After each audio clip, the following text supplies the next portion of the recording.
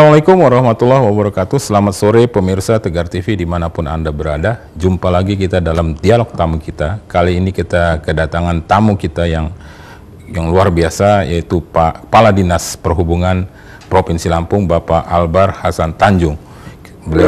Beliau tak asing lagi, yang sudah berkiprah di Dinas Perhubungan yang cukup lama. Ya pemirsa, tema kali ini yaitu program unggulan sektor perhubungan Provinsi Lampung. Kita berharap nanti pemirsa masih bisa menghubungi line telepon ke 0721 708 777 untuk berdialog tentang perhubungan di Provinsi Lampung dengan pakarnya, yaitu Pak Albar. Ya, selamat sore Pak Albar. Assalamualaikum warahmatullahi wabarakatuh. Waalaikumsalam Pak Umar. Selamat sore. Sehat ya Pak Albar ya? Alhamdulillah sehat. Harus segar Pak Albar ini. Sore ini kita segar ya.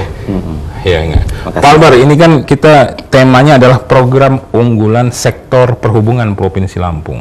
Kita tahu juga bahwa sektor perhubungan juga ini terkait pada infrastruktur, dan gubernur ini sangat concern terhadap pengembangan infrastruktur di Provinsi Lampung. Gimana komentarnya Pak? Ya, terima kasih Pak Umar. Kalau kita bicara perhubungan, tentunya pikiran kita langsung terbayang transportasi. Betul, betul. Transportasi itu ya, ada darat, betul, ada laut, ada kereta api, dan ada udara. Udara, betul. Dan kita punya kewenangan masing-masing. Betul. Lintas provinsi, iya Pak, itu kewenangan adalah pusat. Lintas provinsi, betul. Lintas kabupaten, kewenangan adalah provinsi. Oke. Lintas kecamatan, kewenangan adalah kabupaten. Kabupaten, iya. Nah, kita sekarang berbicara dulu, iya Pak, angkutan transportasi udara. Udara, oke. Ini merupakan lintas provinsi.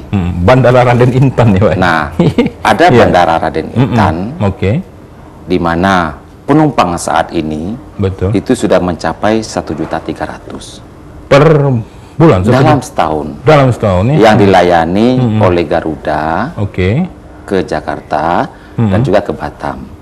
Ada juga Lion Air. Ada juga Sriwijaya. Betul. Nah, dulu kita ada Merpati, ada Sky, tapi terhenti. Iya Pak. Kemudian kapasitas Bandara Raden Intan itu bisa menampung parkir pesawat 6 pesawat. 6 pesawat ya? 6 pesawat. Dan juga kapasitas untuk terminal penumpangnya sekarang sudah dibangun. Betul. Nah, ini semua itu yang di lantai 2 atas itu Pak? Lantai 2 atas. Banyak, ini semuanya adalah kewenangan dari Kementerian Dirjen Udara. Dalam hal ini yaitu Dirjen Udara Kementerian Perhubungan.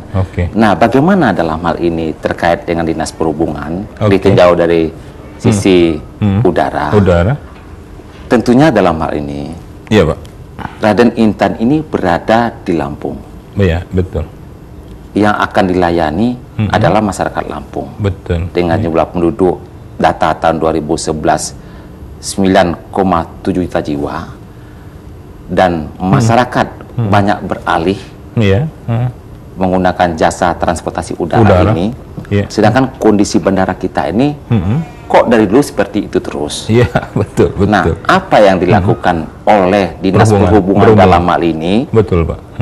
Meskipun itu aset dari Kementerian Dirjen Udara.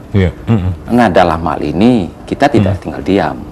Segala sesuatunya itu membangun itu kita siapkan data dukungnya. Betul. Bagaimana master plan-nya? Master plan ini bagaimana? Kemudian bagaimana DAD-nya? Bagaimana keselamatannya? Bagaimana dengan AMDAL-nya? Nah, inilah yang kita bantu. Pak. Anggaran yang dialokasikan APBD untuk menyiapkan ini dan kita bawa ke pusat. Nah, sehingga pusat pun saya akan bangun. Tapi Anda menyiapkan lahan. Nah, lahannya tentunya dalam hal ini kita komunikasikan dengan Biro Aset dan Perlengkapan. Alhamdulillah, Biro Aset dan Perlengkapan itu dari master plan kita, 302 hektar yang dibutuhkan untuk menjadi bandara yang memang bisa menjadi internasional, sudah dibebaskan 125 hektar. Nah, masih itu lokasinya di ini? Sudah dibebaskan. Raden Intan yang tempat sekarang ya, ini kan? Udah dilepaskan. Tetapi yang kita butuhkan saat ini Pak, adalah untuk panjang landasan dulu. Panjang landasan kita butuhkan menjadi 3.500. Sekarang ini? Sedangkan kondisi yang ada sekarang ini baru 2.500. Ya, sehingga nanti pesawat besar untuk embarkasi haji ini bisa mendarat. Nah, dengan 2.500 dia tidak bisa mendarat. Kita akan pasang instrument landing system. Nah, inilah tugas provinsi dalam hal ini, pembebasan itu. Kalau itu sudah ada, pusat akan membantu untuk embarkasi haji itu tadi, memperpanjang landasan, membangun. Karena anggaran dari pusat siap untuk perpanjangan, membangun dan instrument landing system. Nah, inilah tugas kita. Dari master plan secara utuh, kita butuh anggaran nanti menjadikan bandara yang sesuai kebutuhan masyarakat Lampung, sesuai perkembangan dia tahun 2014 sampai tahun 2025, menjadi bandara yang memang dibutuhkan. Di samping internasional embarkasi haji, kita butuh nanti tanah 500 hektar. Dengan kondisi yang sudah ada, berapa? Pak Albar, itu kapan rencana pelebaran atau perpanjangan landasan itu tadi, Sri? Dari 2.500 jadi 3.000 ya? Pusat siap tahun 2015. Tahun 2015, insya Allah ya. Nah, pusat siap, tapi lahan kita ini belum siap. Kira-kira ada kendala nggak untuk? Nah, tentunya kendalanya pembebasan lahan. Selama gubernur ini langsung fokus memperhatikan dan akan dibantu anggaran untuk perpanjang landasan itu. Wah, mudah-mudahan. Itu dulu. Nah, tentunya selesaikan apa yang menjadi kendala nanti dalam pembebasan lahan ini. Nah, dokumen evaluasi AMDAL selesaikan, AMDALnya selesaikan. Karena memang tidak semudah balik ke telapak tangan, harus selesaikan ini semuanya. Kalau enggak, ya akan bermasalah di kemudian hari. Nah, itu dari sisi udara. Kemudian kita juga mengembangkan bagaimana Gatot Subroto di Wekanan itu. Ada beberapa kabupaten yang sangat butuh. Sebentar Pak, sebelum ke situ Pak, karena ini menarik nih Raden Intan Pak. Raden Intan ini kan, Bandara Raden Intan kan saat ini sedang dalam proses pembangunan atau perbaikan juga Pak ya? Itu kapan selesai atau sudah selesai, itu bagaimana? Nah, kalau dari master plan kita, itu dibutuhkan anggaran 2,6 triliun untuk menjadikan ini ya. Kalau dibiayai oleh APBN, mungkin 110 miliar tiap tahun, dia mesti panjang dong. Betul. Sehingga Menteri BUMN, Angkasa Pura, udah siap untuk mengelola ini dengan anggaran dia tidak terbatas. Iya, betul. Apabila itu diserahkan ke dia, yang aset Dirjen Udara ini diserahkan kepada Angkasa Pura. Banyak pihak yang mendesak agar Bandara Raden Intan II ini dikelola oleh Angkasa Pura. Iya, ini gimana? Ya, tentunya kita melihat yang telah dikelola oleh Angkasa Pura II ini seperti Aceh. Betul, Pak. Bandara Medan, Aceh, ya, Medan. Medan. Kuala Namu ya, Kuala Namu. Padang, termasuk Palembang, termasuk Riau, kan sudah kelihatan. Oh, itu luar biasa. Penduduknya tak seberapa. Sedangkan sini penduduk lebih banyak. Dan dibangun ya. Kalau kita menganggarkan APBN, kalau setiap tahun 110 miliar, anggaran yang dibutuhkan 2,6 triliun, berapa tahun? Bisa 15 tahun, 20 tahun. Jadi kalau Angkasa Pura, tentunya dia siap untuk mengelola. Yang penting serahkan ke dia. Kalau itu ada aset kita nanti, aset dari Dirjen Udara, mari kita hitung-hitung. Penyertaan modal, mungkin hasilnya apa buat pemerintah daerah nanti, termasuk pusat.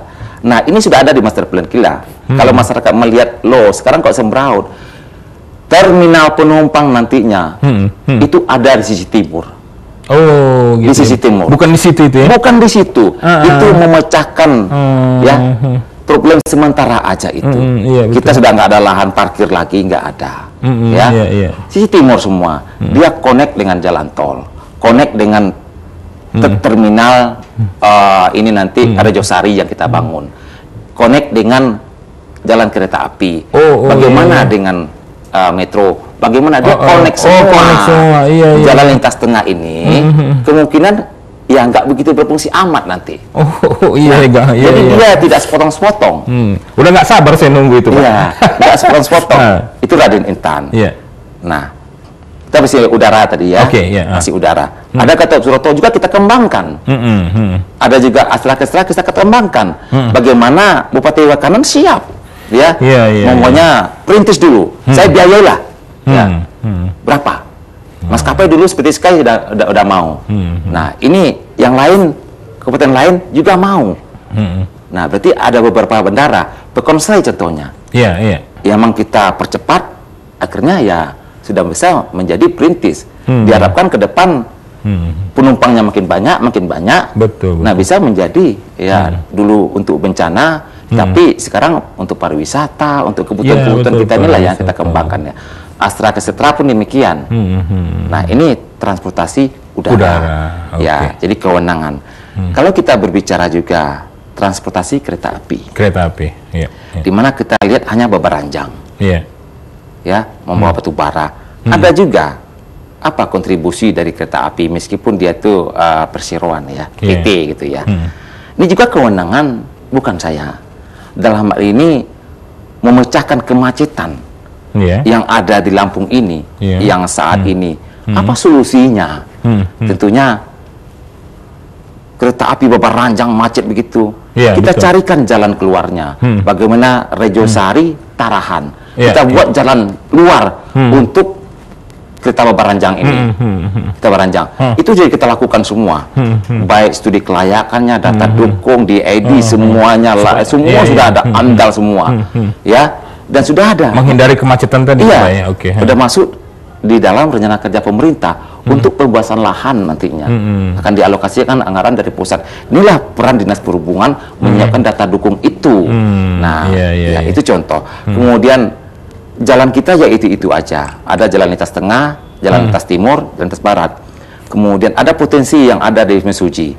Ya, di situ ada banyak CPO, banyak sumber tambang yang memang belum digali.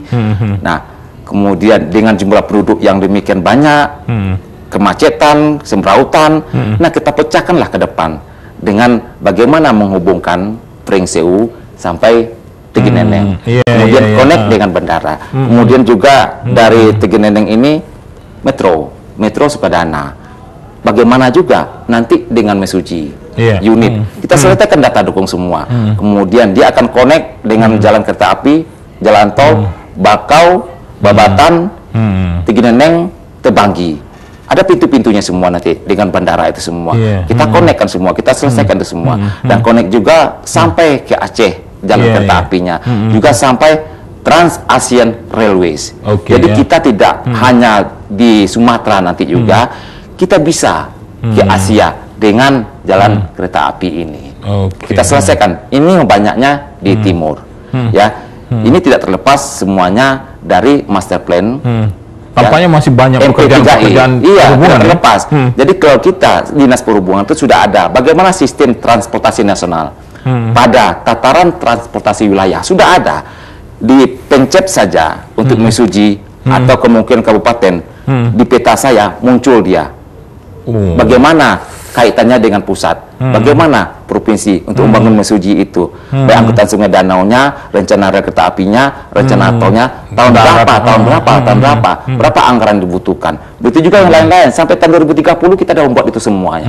Karena namanya transportasi itu tidak bisa sepotong-sepotong, dia harus ya terintegrasi semuanya, darat, laut, udara, kereta api.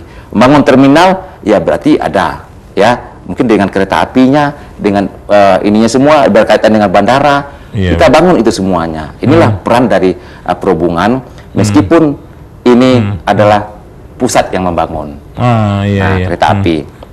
Tadi angkutan sungai danau, kita lihat SDP ya, Bakauheni, ini punya siapa?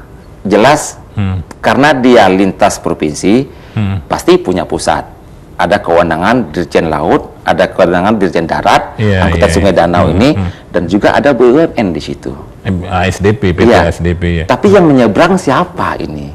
Ya, apa warga Lampung atau seluruh warga yang ada di Sumatera maupun Jawa? Nah, bagaimanapun kelancaran ini semuanya, Dinas Perhubungan lah dalam hal ini yang mendorong, yang mendorong. Bagaimana supaya tidak ada keterlambatan, bagaimana supaya tidak ada kecelakaan, bagaimana supaya lancar ini semuanya. Jadi kita rekomendasikan ini. Nah, kita komunikasikan terus. Jadi inilah peran-peran kita, apa yang perlu kita siapkan. Dinas Perhubungan. Darat, laut, kereta api, laut pun demikian. Bagaimana jalan yang terbatas ini ke depan itu bukan hanya panjang, ada solusi lain. Mungkin Tabuan, Sembesi, Sebanding, Pahawang, Untuk pelabuhan laut ya? Iya, laut semuanya. Iya, Kemudian bagaimana daerah terisolir ini nanti dari Tabuan sana dia bisa ke Banten sana. Begitu juga. Iya, mungkin di barat atau timurnya kita di Lampung ini ada Mesuji, ada Lampung Timur, ada Tulang Bawang. Nah, bagaimana kita siapkan semuanya, dermaga-dermaganya, angkutan sungai danaunya, dermaga-dermaga itu untuk memecahkan kemacetan nanti semuanya. Inilah yang mulai dibangun oleh pusat yang telah siap data dukung itu seperti Wiralaga, KTM, ya Sungai Sidang, juga Seputih, Teladas, ya juga sudah dibangun juga Tabuan, Sembesi, termasuk Sebalang. Iya, cukup banyak yang dibangun ini. Nah, kedepannya bagaimana juga selesai di Pelabuhan Krui, pusat akan membangun. Nggak apa-apa pusat membangun. Kita bantu dengan data dukung dengan anggaran yang sangat terbatas ini. Nah, memang Dinas Perhubungan ini tidak membangun. Dinas Perhubungan ini bagaimana lancar transportasi ini, distribusi logistik lancar semuanya. Orang selamat semuanya. Yang bangun silakanlah. Ya, apa PU, swasta, apa ya, pusat mungkin yang bangun terminal kalau menggunakan APBD kemungkinan pemukiman dan pengairan. Yang bangun jalan udah pasti ya PU Bina Marga. Jalan nasional udah pasti dia pusat. Baik jalan nasional lintas timur, lintas tengah, lintas barat udah pasti pusat. Kita ini bagaimana yang menggunakan jalan ini selamat. Yamnya selamat. Kalau jembatan mau roboh, nah berarti ya kalau angkutan terlalu berat nah inilah kita memikirkan supaya kualitas jembatan ini ya harus kuat, kualitas jalan ini ke depan memang harus kuat. Karena mobil yang dari Merak pergi ke Lampung, kalau kita melihat di Banten sana jalan kelas 1 masuk ke Lampung ya nggak bisa jalan kelas 3. Karena nggak mungkin ya kendaraan itu menggunakan mobil kecil, dia tetap akan berlanjut, menyeberang. Dia mau kemana? Dia mau ke Medan, dia mau ke Bengkulu, ya pasti lewat jalan negara ini, ya jalan yang menghubungkan antar provinsi, ya pasti jalan negara. Nah, kita kewenangan kita hanya jalan menghubungkan antar kabupaten yang dikatakan jalan provinsi. Ya Pak Albar, sebelum kita break ya ke sesi pertama ini, pertanyaan yang pertama ini soal perhubungan udara khususnya Bandara Raden Intan. Saya tertarik. Jadi kalau misal gambaran seperti apa yang Pak Albar sampaikan, kira-kira selesai atau 5 tahun atau bagaimana? Apa masih panjang atau bagaimana? Ya, tentunya kita sudah tidak sabar lagi ya. Masyarakat Lampung juga. Masyarakat Lampung termasuk kita-kita ini juga. Betul Pak. Kan kita ingin embarkasi haji ini ya penuh gitu ya. Iya Pak. Kuncinya hanya satu, panjang landasan. Pesawat mendarat udah diselesaikan semua administrasi di sini. Ngapain kita ke Halim lagi? Nah, karena panjang landasan ini, kalau nanti sudah ada lahannya, saya meyakini pusat akan membangun. Itu dulu lah ya. Itu dulu ya bisa. Kemudian mau menjadi internasional itu, hari ini kalau ada penerbangan ke Singapura, ya sudah internasional namanya itu ya. Tinggal ada keinginan nggak maskapai itu, dan tidak perlu panjang landasan. Landasan seperti ini pun bisa. Mau nggak maskapai terbang ke Singapura? Nah, berarti kan itu sudah merupakan luar negeri, udah internasional. Bisa setiap saat. Cuma sekarang ini maskapainya kita sudah surati, kita ajak, kita himbau, masih berpikir gitu lah. Masih berpikir. Dia baru Garuda. Garuda itu kan Batam, Medan. Batam, Medan. Iya. Ya, tetapi masyarakat udah dekat benar ke Singapura itu. Iya, dekat benar ke Singapura. Betul, Pak. Nah, ini yang kita upayakan. Ya, kalau ada yang berminat maskapai-maskapai itu. Oh, udah boleh itu ya? Kalau boleh. Dengan landasan yang seperti ini? Nggak ada masalah. Nggak ada masalah ya? Kita yang masalah itu. Singapura kalau boleh itu banyak haji. Embarkasi haji itu kita tahu. Penumpang itu sampai 450 lebih. Iya, pesawatnya pesawat besar juga. Pesawat yang memang daya dukung landasan, kemudian panjang landasan itu ya tidak kurang dari 3.500, 3.300 lah gitu ya. Kemudian daya dukung itu 61, jadi bisa beberapa ton gitu ya. Kalau pesawat sekarang ini ya 97 ton aja ya. Kalau udah itu berarti ya kalikan 3 ada berapa? Mungkin 270 ton gitu. Nah, dari dukungan landas itu. itu. Iya. Ya, landing dia Pak Albar. Pada saat itu. Ya, terima kasih Pak Albar. Nanti kita lanjutkan di sesi kedua Pak Albar. Kita harus jeda iklan. Pemirsa Tegar TV dimanapun Anda berada, kita tampaknya harus jeda iklan berikut. Tapi pemirsa saya ingatkan, pemirsa dapat menghubungi line telepon ke 0721 708 777 untuk berdialog pada sesi kedua nanti. Kita ikuti jeda iklan berikut ini.